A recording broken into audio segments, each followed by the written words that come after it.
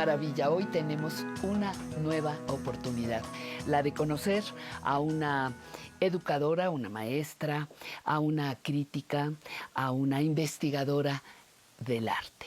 Entonces damos la bienvenida y al mismo tiempo agradecemos que nos hayas recibido. Muchísimas gracias, mi queridísima Laura González, por permitirnos entrar a este espacio, que yo siempre digo que los estudios son como ingresar a la intimidad de las personas. Está todo lo que estimula tu creatividad. Cuéntame de este espacio, por favor. En primer lugar, quiero agradecer que estén aquí, porque parte de lo que hago se hace en la intimidad y sin espectadores. Y entonces me permite reflexionar de qué es justamente lo que pasa en este espacio, que es un espacio íntimo. ¿Qué te estimula a ti para haber decidido en algún momento de tu historia vincularte con el arte? Mi padre era ingeniero y todo lo que me explicaba era extremadamente racional, técnico y científico. Entonces, en algún momento yo le pregunté que para qué servían las nubes. Y entonces él me hizo todo el ciclo del agua desde el principio hasta el fin y yo entendí el ciclo del agua muy bien. Le dije, bueno, ya entendí eso, pero también sirven las nubes para que el cielo se vea bonito, ¿no, papá? Y entonces mi padre me vio y dijo, no tengo remedio, todo el ciclo del agua. Y esta niña me dice que es para otra cosa, que es que para que se vea bonito el cielo. Entonces esa anécdota ya te dice que, bueno, que hay algunos seres humanos que nos explicamos el mundo con imágenes. Entonces yo probablemente pienso en palabras, sí, hago mucho de mi trabajo con palabras y escribiendo, pero creo que el 80% de lo que yo hago pasa en imágenes, en texturas, en colores, en formas. Y bueno, probablemente es una cuestión neuronal y hereditaria. Y la parte en la que tú personalmente te expresaras a través del arte, ¿dónde queda en esta historia? Bueno, digamos que hay dos partes de mi vida. Esa parte en donde esa niña que pensaba en las nubes nunca dudó de que iba a ser artista, porque nunca, desde que me acuerdo, nunca pensé que iba a ser otra cosa, o probablemente arquitecto o diseñadora. Mis padres estaban muy preocupados de qué iba a vivir, ¿no? Con qué me iba a mantener. Y entonces yo le dije, mira, es como en todo, papá.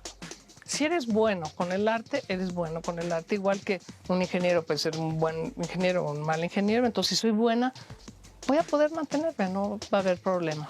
Bueno, era un poco idealista y sí ha sido medio complicado, pero ha sido muy divertido y sobre todo tengo la profunda satisfacción de decirte que todos los años que he vivido y que tengo detrás de mí son años en los que he hecho lo que he querido, que es levantarme, hacer algo que me llena, que me gusta, aunque no me paguen muy bien, aunque cueste trabajo, aunque tengas que convencer a medio mundo de que el arte sirve para algo. Yo creo que sí sirve el arte para algo, no económica y materialmente o instrumentalmente.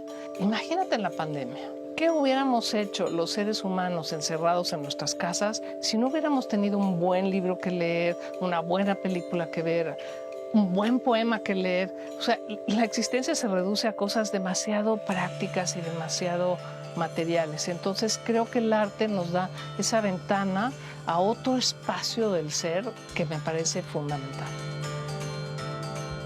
Hay un largo recorrido entre aquella maestra que trabajó con niños preescolares a la doctora que hoy da clases en posgrado, probablemente a jóvenes, futuros artistas. ¿Qué te deja ahora el trabajo con estos jóvenes ya artistas en gestación? La verdad es que no es muy diferente. O sea, somos mayores y tenemos más kilometraje. Ajá. Pero creo que las preguntas fundamentales son exactamente las mismas. O sea, creo que crecemos y sabemos más, pero no necesariamente nos respondemos las preguntas que queremos responder en cada etapa de nuestra vida. Entonces es muy lindo ver cómo, si entiendes a los niños de 3 años y entiendes que la pregunta fundamental es qué hago yo ahora en el mundo y que los estudiantes de doctorado se están haciendo exactamente la misma pregunta. Entonces, entras en la docencia, en la educación, en la didáctica, en todo, de una distinta manera. Porque la pregunta humana es la que cuenta. Y creo que eso, para eso sirve el arte también, y para eso sirve el ser sensible y el trabajar en un ámbito en donde los afectos cuentan. No solamente cuentan los conocimientos, sino los afectos. Y creo que esa integración es muy importante. ¿Qué experiencia tienes justamente con la fotografía? Veo por ahí un retrato de la maestra Jampolsky y digo, bueno, la fotografía en tu historia docente y de investigación. Bueno, ahí tengo que contar una historia que es que cuando yo estudié artes visuales en la ENAP, en la entonces Escuela Nacional de Artes Plásticas, que todavía está en Tepepan, era un desastre el laboratorio fotográfico. Y yo hacía escultura. Y entonces la maestra de escultura quería que hiciéramos una exposición en Michoacán y teníamos que hacer fotos para mostrar lo que hacíamos con la escultura.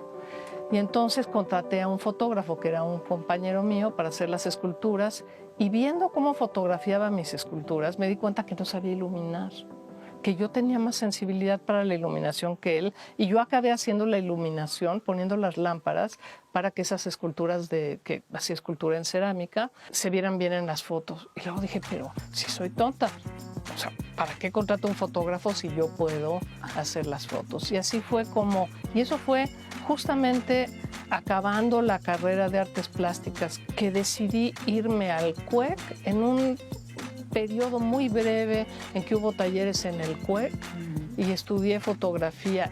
2 meses después de haber terminado mi carrera de artes visuales, ya estaba cambiando todo por la fotografía, porque me fascinó estar en el mundo con una cámara. Y entonces, bueno, yo en aquella época quería ser fotógrafa como de National Geographic y recorrer el mundo y hacer documentales, ¿no? Para National Geographic. Y luego, bueno, el camino me regresó a la fotografía artística y después de la fotografía artística a la teoría y a la historia de la fotografía. Y eso fue el inicio de toda una carrera de investigación de las imágenes desde distintas perspectivas. Primero desde la producción, haciendo las fotos, y ahora desde la historia, la crítica, la curaduría, que es tratar de estimular en otros ese mismo placer que siento con las imágenes técnicas.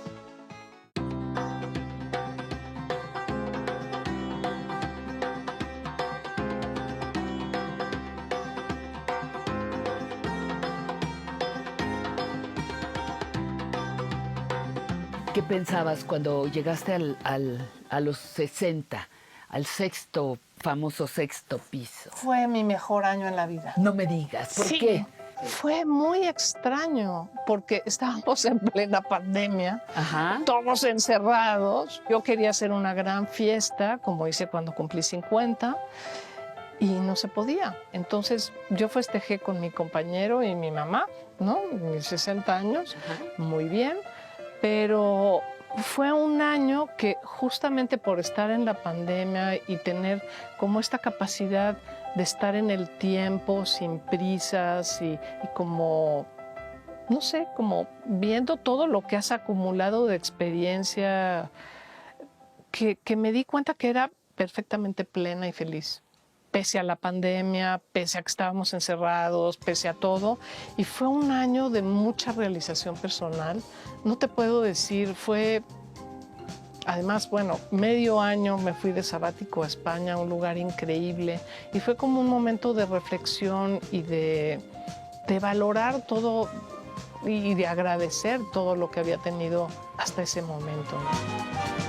Fuera del arte, ¿qué te motiva, qué te da energía, qué te alimenta el entusiasmo por lo que haces? Es tan difícil vivir del arte que a veces en el mundo en el que me muevo no hay otra cosa más que el arte. Entonces tú dices, ¿qué hay afuera del arte? Esa es una pregunta que cuando yo tenía 50 años no me la hacía porque no había nada fuera del arte. Entonces fui con un doctor, que no sé, le conté, y yo le quería, porque en ese momento sufría, no sé por qué, ¿no? Y entonces él, que ya tenía más experiencia, me dijo, bueno, ¿y qué hobbies tienes? ¿Hobbies? Pues no, es que leo mis libros. No. ¿De qué? ¿De arte? Sí, no, ese es tu trabajo. ¿No lees otros libros? No, pues me encanta leer novelas de detectives, pero ¿y las lees? No. ¿Qué más te gusta? El cine. ¿Y vas al cine? No. Y entonces me dijo, no. A ver, uno, no te puedo dar una pastilla porque no estás deprimida. Y no existe que Dos, corrija la vida. lo que tú sí. tienes se llama crisis. Y las crisis son épocas de resolver problemas. Entonces resuelves tu problema. ¿Y sabes cuál es tu problema? Que no tienes hobbies. Entonces haz cosas que te gusten y vas a reconectarte de otra manera a eso que te gusta, que es el arte, pero que está demasiado, llenando demasiado tu vida. Pero entonces decidí, bueno, cambio mi vida y busco qué. Y entonces uno se prohíbe a sí mismo, no sé por qué, y te prohíbe ser teórica y práctica y te prohíbe ser mujer y además ejecutiva. Y hay como una serie de cartones, de códigos, que eso es lo fantástico de tener edad, ¿no? Que te das cuenta, ay, no, esas son ideas, ¿no? O sea, yo puedo salirme del marco y Entro y salgo explorar cuando en quiero. la vida. Entonces me da mucho gusto, y esa es otra de las cosas que es muy linda de mi trabajo, de trabajar con personas en la universidad, más jóvenes, que yo veo que sí han cambiado las cosas para bien en muchos sentidos, ¿no? Ahora las mujeres ya no tienen los problemas que tenía yo de joven. Los hombres tampoco, tienen otras masculinidades más abiertas y más flexibles, y ahora veo muchos de mis alumnos que son capaces de cambiar un pañal a un bebé y de ser afectuosos con un niño, ¿no? Y bueno, así como eso, muchas otras cosas que indican que hay una parte de la humanidad que no está tan mal. Entonces, da esperanza. Pero bueno, es una cuestión como la de Sísifo, ¿no?